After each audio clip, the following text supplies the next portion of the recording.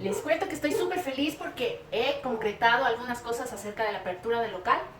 He organizado el tema de hojas de control, diagnósticos, órdenes de trabajo, etc. Y el día de ayer adquirimos una de las herramientas más importantes que tiene un centro técnico.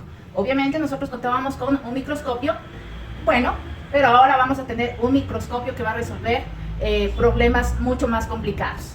Yo les voy a indicar los videos para que ustedes vean de qué se trata.